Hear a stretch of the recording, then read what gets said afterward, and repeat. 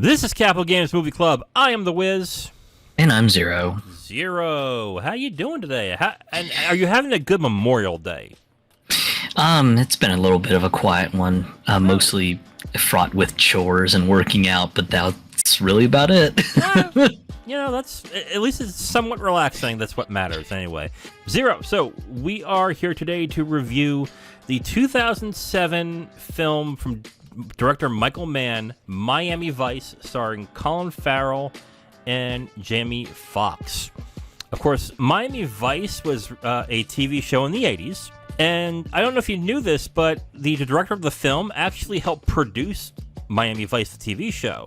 I think it's the one is his most popular show that he produced. When I realized that, I was like, oh, okay, so there's the connection right there. Are you familiar with Miami Vice at all, the TV show? Yeah, when I was a real young kid, I remember my dad watching it on TV and everything, so definitely remember just as a young kid just playing on the TV in the background and just when I was growing up and everything, so yeah. It was something that I'm fairly familiar with. Okay, so when I told you that there was a remake of this movie that was made in 2006, what were your thoughts initially of what this movie was going to be like? I tried to keep myself blind on these sort of things. I was just like, all right, well, since the movie was made in like 2006, 2007, maybe it's going to be kind of a modern era version of the concept of Miami Vice. So, just new ubiquitous technologies like cell phones will be a common thing. You'll have things like more modern day supercars, because that was the big thing in the original TV show. Like, you had the cops driving in Ferraris and stuff like that. So it's just like, all right, so you'll probably have the cops driving in fast cars, kind of like the original show did. So yeah, I think that's what we'll be walking into. And it was just first opening scene, you see just one of the newer Ferraris just rolling by, and it's just like, yep, looks like I predicted exactly what it was going to be. Yeah. I was not familiar with Miami Vice, but I was more familiar with Michael Mann. His films are usually really good films. Some of my favorites are, I think the top three favorites of people who like Michael Mann are usually Last of the Mohicans, Collateral, and one of my favorites, Heat, which had Al Pacino and Robert De Niro in the film. That film, I was expecting not such a hyper stylized film, but one that is gritty but interesting and pays a lot of attention to the crime elements to a certain extent, but to also have really good characters. Both Heat and Collateral had really good characters in this, with really good actors too, and this movie does have this as well. They have a lot of really good actors like John Hawkes and Ciarán Hinds in like bit parts. When I realized that, I was like, wow, okay, that's a cast. Holy shit. When I was starting the movie, I didn't know exactly what to expect, but I knew it was kind of a divisive film to a Michael Mann fan. So that's all I was expecting in this. Has there been any Michael Mann films that you've seen? Heat is probably the one that I'm most familiar with, especially because the firearms specialist that they hired was actually a actual factual firearms instructor. So that's why like all the gun shootout scenes just stand out so much in Heat, because they kind of played out like how actual gunfights do in the real world. They're very quick and extremely brutal. Yeah, and the sounds of those firefights in that movie specifically is what stands out, and I think kind of stands out in this movie too. But why don't we just get into the review now of Miami Vice, starring Colin Farrell and Jamie Foxx. We're going to go into minor spoilers throughout. We're not going to have a separate spoiler section, but I think if you're watching this movie, you kind of know what to expect to a certain extent, or if you didn't, I think we'll just tell you. This is a standard action film, and that made me pretty disappointed as soon as I figured out that, oh, this movie isn't going to do anything that revolutionary or anything that interesting, really. It's just going to be a comfortable, standard action crime film. The way I would call it is it's bad boys with no humor, essentially. A lot of great visuals. It's set in Miami. It has two very charismatic actors, but it just is a little too serious for my taste in this movie specifically. Like, it is like deathly serious. There is like no humor in this movie at all. I found kind of surprising because and again, I'm not familiar with Miami Vice, but from I think what you told me as well, and what I've heard from others is that Miami Vice is kind of corny. It's kind of campy. There's a little bit of humor in it, but it's not like overriding. So for this movie to be like overly serious, it was like, that's a tone shift. That was kind of what threw me off, because I was just like, all right, just the TV show, while it had its serious moments, there were a lot of, campy, silly one-liners as well peppered throughout. So, maybe this has got some humor here and there, and it's just like, no, wow, they just went okay, this is just a hard action crime movie, just no silly one-liners, just serious all the time, turned up to the 10s, and it's just like, it's a little fatiguing. Yeah. And, and that was kind of why, as I was a young kid, I kind of appreciated the Miami Vice TV show, because, yeah, you had some serious moments, like when the drug dealers knew that, just the undercover feds were on them, then, and shit would get serious. But maybe the bad guy dies and gets shot pretty bad, and one of the cops ends up throwing a one-liner like just back where the garbage belongs, and just like, God, that is so silly, but whatever, it works. I mean, something with Don Johnson can't be that serious. So yeah, that really surprised me that the movie itself was so humorless. A little wink and a nod here and there would have actually made the film a little more entertaining. Not that I wasn't entertained. I definitely was. My attention was kept throughout, but it was more of like a comfort food thing than it was like a riveting story. It's like a pair of pajamas that you've worn for years, and the only reason why you wear it is not because it looks good, because it feels comfortable, and that's it. That's how I looked at Miami Vice, which with Michael Mann, it's particularly disappointing because he likes to subvert expectations in most of his movies. Collateral, for example, the main thing is that Tom Cruise is the villain in that, and he's an incredibly effective villain in that movie. Heat has two of the best actors in the world against each other. That's another one. Insider had a bunch of great performances too. Another thing that's a staple for Michael Mann movies. Not only having great actors, but great performances. And I didn't see one great performance in this movie. I thought they were fine, but at no point was I sitting there going, oh, wow, Colin Farrell is hitting it out of the park here. I'm like, no, he's just playing a standard role. And it was kind of funny because while I agree, just, it was just kind of everyone's kind of doing an all right job. No one's surprising.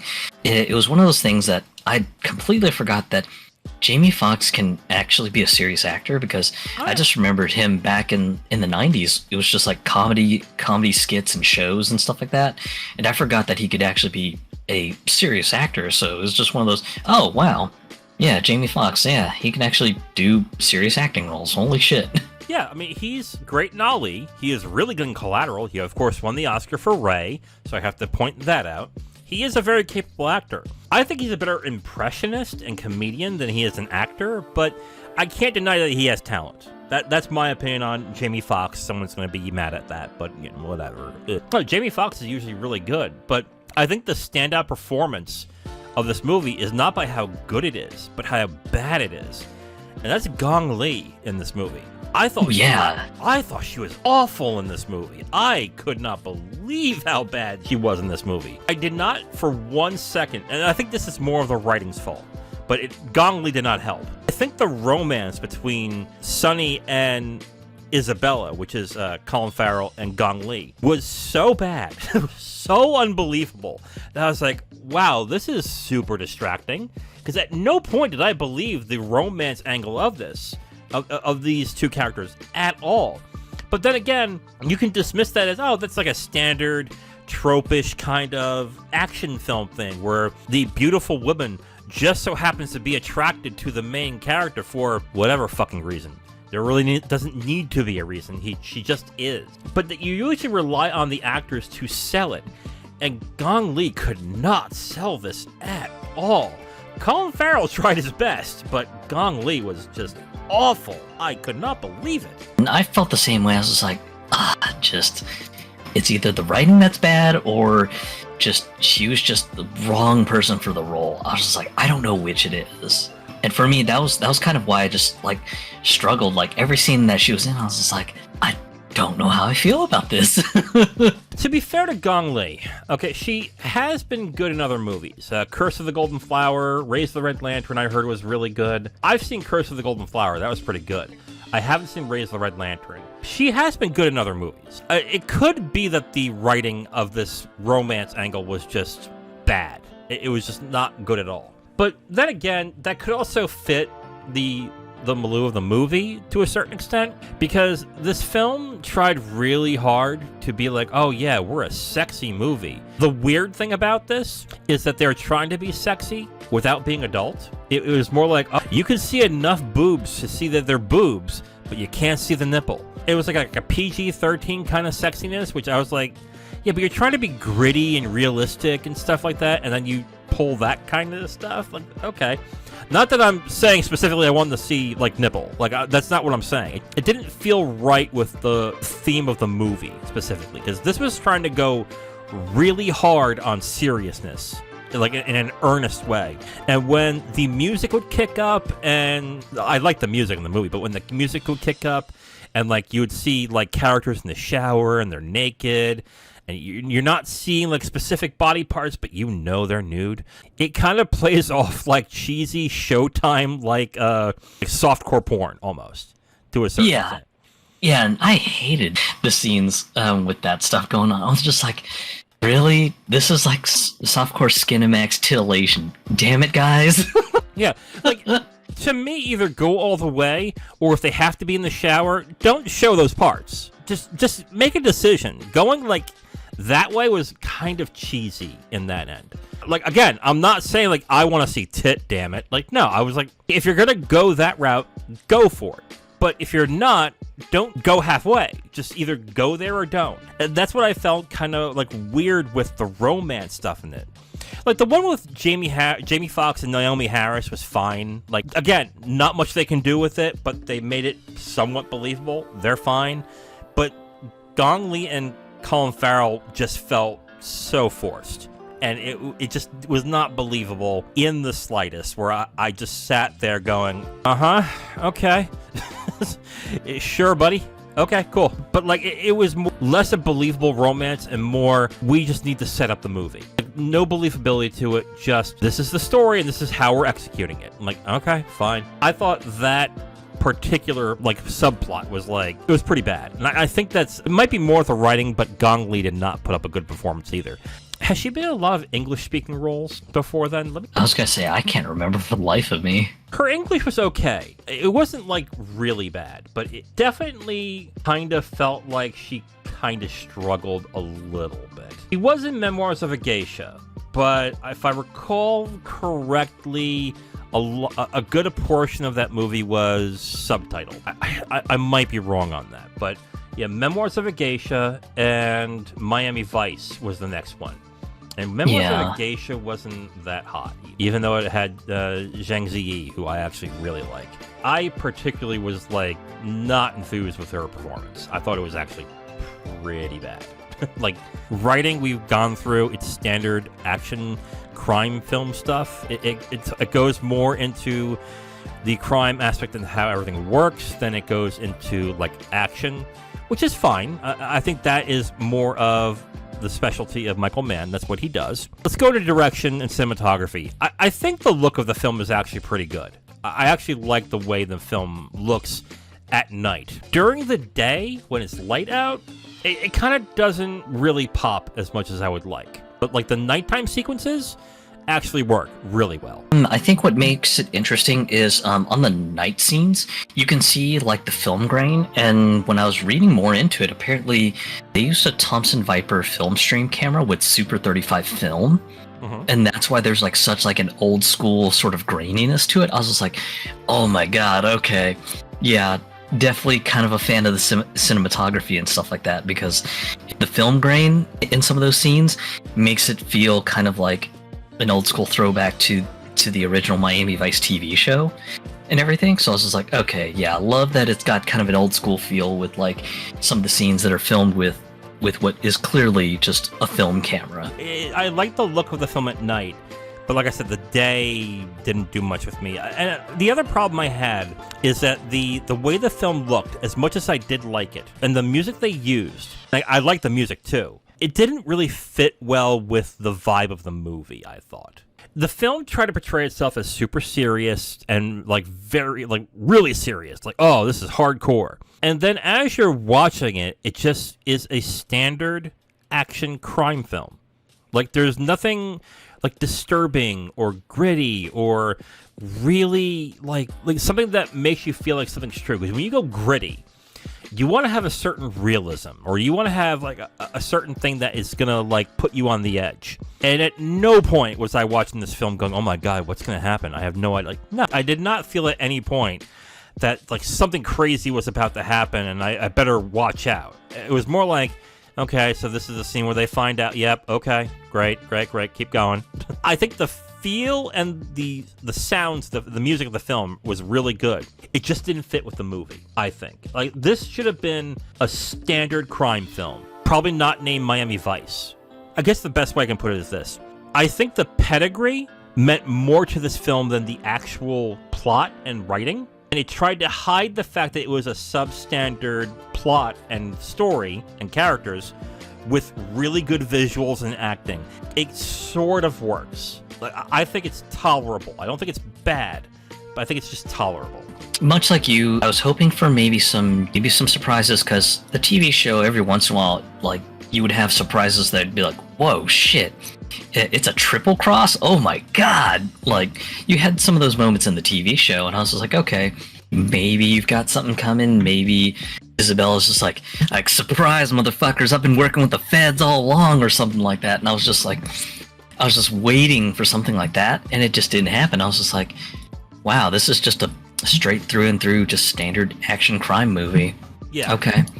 Yeah, it didn't really need the earnestness. I think the feel and the sound of the film, like I said, just didn't match what was being put on screen. I think it probably would have starred Gerard Butler and I don't know who else, but this would have been a film that, without the seriousness and the earnestness of the film and the grittiness, would have probably been better off being a film where you'd get a C-list or B-list actor and just ham it up and make it somewhat entertaining.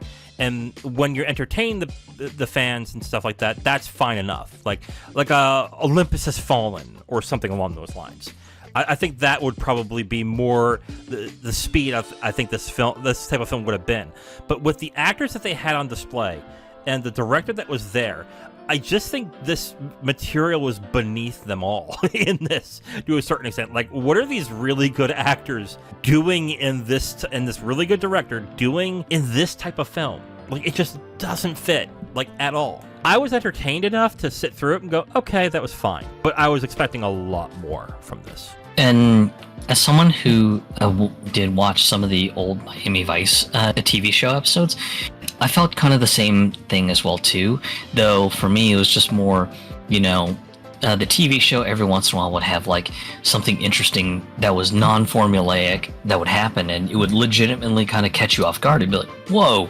So this person who is a double agent also double-crossed the people that they're working for? Holy shit. And it would just have some of those elements, and it would be genuinely shocking, because it's just whoa, okay. I guess they decided to break out of the standard formula of all right, well, we broke the bad guys terrible formulaic plan, and we, the undercover cops, did our jobs, and the drug dealers are in the slammer and whatever.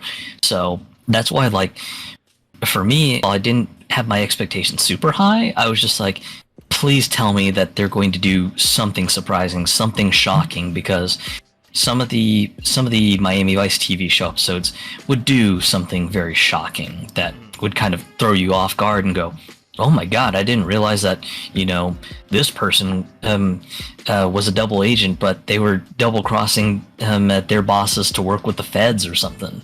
But yeah, just nothing happened. I was just like, wow, this is just a standard through and through crime movie. Okay. Yeah. Did this feel like a Miami Vice remake to you, is my question. Did you watch this film and go, yeah, okay, that reminds me of Miami Vice? Or was it just that these guys were named Crockett and Tubbs and it was set in Miami? Was there something in this movie that said to you, yeah, okay, that feels like Miami Vice? Honestly, I think maybe there were some things that sort of were a throwback to Miami Vice, like the way that both Rico and Sonny were dressed. You had Jamie Foxx kind of dressed in like a t-shirt and a sport coat, and same thing for Colin Farrell when they were playing Sonny and Rico. It was just like, okay, yeah, you got kind of the t-shirt and sport coat sort of vibes, and then of course you see them driving around town in like the Ferrari F430 that's like shown constantly all the time, and it's just like, okay, yeah, they're back to driving Ferrari sports cars. Okay, you've got the gunplay scenes, and it was just like, okay, but I get it. This is trying to be a more serious version of Miami Vice, but I don't think it sticks the landing. Yeah, like I guess the tangibles are the ones that are connected to Miami Vice, the fast cars, the clothing, but the feel of the show just isn't the right fit. I mean, they did say this was going to be a more serious, more grounded version, but then on the other hand, I hear that and go, then if that's not Miami Vice, why are you calling it Miami Vice? Yeah. That's how I would look at it at this point. Again, not someone who watched Miami Vice at much at all. I think I watched an episode or two. Yeah, like I was expecting something different, but apparently they just went super serious with this. I mean, like that's another thing about this film that kind of disappointed me. The action scenes were good, but that's it. Just good. They're good. They're serviceable. They're fine. And coming from like Michael Mann movies like Heat and Collateral, it was just like, oh, this is kind of disappointing. Like even Black Hat, a movie I do not like, I think had better action than this. I mean, I'm gonna end up recommending this, but only like as if you want to throw in an action movie, it's fine. Like it's not that great of a movie, and I think that's one of the most disappointing aspects of it. It's just that from a director that I really like and expected a lot more from, this is so standard. It's so safe that I was just like, oh, okay. It was disappointing on that end specifically. Unfortunately, there wasn't anything like truly remarkable in my eyes. Just everything was just kind of, yeah. I mean, it's fine. It's not terrible, but it's fine, and that was just kind of how I felt it. I mean, action scenes were okay. There wasn't anything like, whoa, shit, that is some sick choreography or anything. It was just kind of, yeah, it's nice. Yeah. You know what's funny? When I messaged you earlier today, and usually what I do is when we watch a movie, I check the Parents Guide IMDb to see how disgusting or bloody or violent or whatever it is. So we're not surprised when something really gruesome happens. And when I checked it today, I was like, oh, wow, because the violence and gore is at severe, which was the highest rating you can give a movie with violence and gore. So when I saw that, I messaged you and went, dude, this might be a little tough because apparently it's on like severe when it comes to gore and violence. You sure you want to do this, or do you want to, do another movie? And you're like, it should be fine. I didn't think this movie was bloody or gory at all. Yeah. At all. You shoot a guy and blood gets on like the wall. Like that, maybe that's one scene. And then you see like a dismembered hand after they get shot. It's done so comically that I was like, oh, that's not bad. it really, when I saw the hand come out of the person's body, I was like, oh, that's clearly like a dummy. I was like, oh, that's terrible. But yeah, if you were going to do something different, I guess make it gory or bloody, but even that was kind of like tame. It was safe, which is, I think, the thing I was most disappointed by this movie. It's just that at no point did I think they were trying something different. They just said, okay, we need to make this as marketable as possible, but with really good actors and really good visuals, I should say. And so nothing stuck out to you? Unfortunately, no. I mean, that's it with the review. I mean, God, there really isn't much to talk about. Yeah, it's actually kind of sad because, I mean, the legacy of the Miami Vice TV show was just always so wild because, I mean, just back in the late 80s, early 90s, the show popularized the concept of wearing, like, a t-shirt under a sport coat, white slacks, and slip-on loafers with no socks. That was like the style that it popularized, and I remember that being like one of the big legacies at the time, because like you had a lot of dudes who saw like Sonny and Rico in the original TV show dressed like that. They're like, oh man, that is fucking boss style. I gotta dress like that. And then of course, like, you see all the fast cars that they would show off. Like, it was just constantly bombarding you with just fast cars. It'd just be like drug dealer would show up in a Lamborghini or something, and of course, like, you see Sonny and Rico showing up in a Ferrari or something, and it's just like, damn, they went all out with all the luxury cars in the TV show. And here there was like maybe two or three cars that stood out that were like super expensive luxury cars, but it was just like, that's it. Kind of does a disservice to the Miami Vice legacy when like the original show is just all about just the drug dealers being super flashy, just flashing off like their super expensive cars, and you don't really see much of that. Wow, that's not really a great way to kind of, just do the show's legacy justice. And I mean, sure, there's the mention of, hey, we're trying to make a more grounded version, but even still, I mean, and you still hear stories about like drug dealers showing up in flashy cars and stuff. So I mean, that hasn't gone away. Yeah, like, I think, like I mentioned before, they use the Miami Vice IP intangibility. Just like, oh, here's a fast car. Oh, some pretty women. Oh, it's set in Miami. But nothing when it comes to, like, the meat and potatoes of the series, to a certain extent. Like, this, I think that's the biggest problem I have. This movie has no personality. And even though I'm not familiar intimately with the show, I would assume that the show itself has actually a personality to it.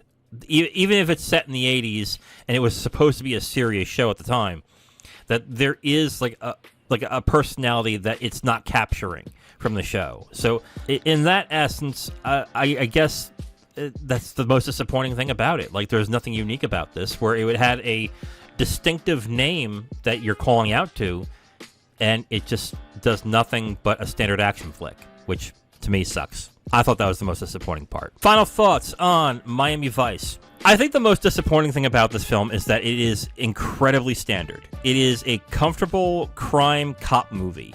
And like I said in the review, it's Bad Boys with no comedy. Not even no comedy, but no charisma. It's a crime. It's Bad Boys with no comedy or charisma. But even so, it is a standard action flick, and it's entertaining.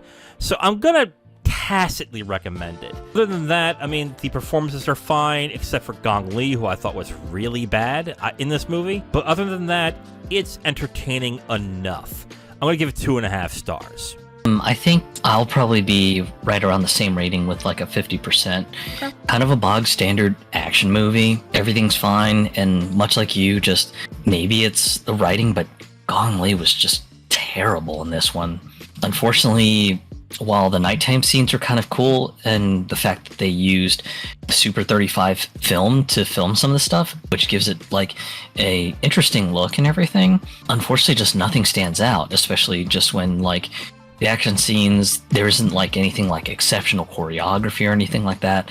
It's just all right. It's not anything super special, super interesting. It's just kind of there. And much like you said, it's sort of a bog standard, comfortable action crime movie. And, that's really all that can be said about it. And it sucks as a person who grew up with the Miami Vice TV show, and I was hoping for something interesting like you would see in the show, like maybe there's a twist in what you thought was kind of a formulaic sort of plot, or maybe you got like some interesting one-liners after a dude gets shot or something. But it was just like, wow, you're really trying to go for the gritty thing, and I don't really think it works as great as Michael Mann thought it did. Yeah. I think just the wasted potential is the thing that I just was really disappointed by. Because, again, you have a great director, really good actors, and you could have had something really good here. But for it to be as standard as it is, and to be as safe as it is just the most disappointing thing. with this entire movie. So I agree with you. And the lack of personality in this movie also is like a surprise to me as well, because I was at least expecting, with two really capable comic actors, for this to be at least entertaining in a funny way, but they just went super serious. So yeah, 2.5 stars for me, 50% for you. So that's our thoughts on Miami Vice.